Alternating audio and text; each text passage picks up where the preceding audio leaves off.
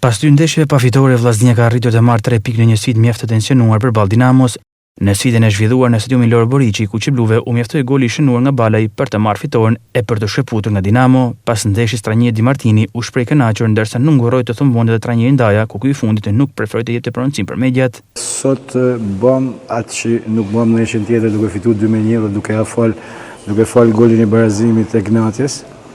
Sot rregullum atë gabim që bëm atje, vujtëm për shumë minuta, pothuajse realisht Dinamo ishte më mirë se na në pjesën e dytë. Vujtëm, lujtën me sakrificë maksimum, edhe dëmtum, edhe me probleme, edhe keshë ndeshje karakterit, po ndeshje që vlen shumë sepse janë 3 pikë. Me thonë unë këtë punë, mirë se kam lujtë futboll dhe të Vllaznia, po ka njerëz që s'kan lujtë futboll kur s'kan këtë drejtë, sepse Vllaznia dhe Dinamo janë legjenda me lojtarë në fushë dhe mësoj.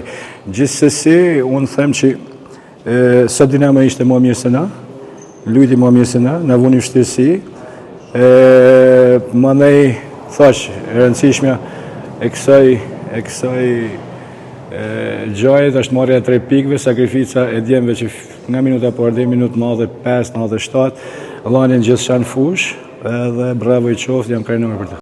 Unë jam dhe kam kënë gjithmonë me bëjë një futboll fair play në gjitha drejtimet.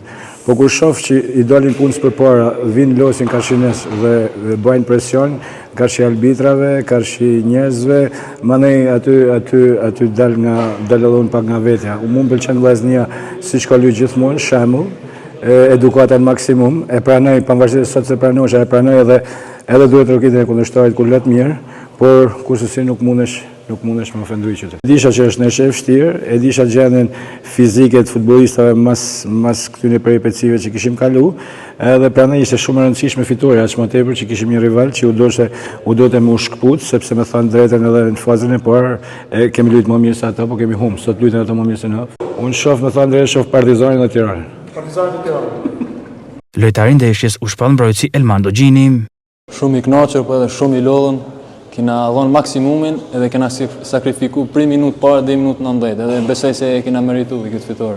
Shumë vështirë me thënë drejtën, po edhe Dinamo e meriton komplimentin e vet se kanë luajtur mirë, por në fund fituam me ne. E besoj se kena merituar. Dedikoj gjithë shokët e ekipit, profesorin se ka pas besim te unë, edhe normal, edhe tifozët na kanë ndihmuar shumë, edhe familjes teme normal. Me këtë fitore Vllaznia arrin në kuotën e 23 pikëve duke mbajtur vendin e parë në tabelën e klasifikimit, ndërsa sfidën e radhës e luan përballë Partizanit transfert pas 2 javësh.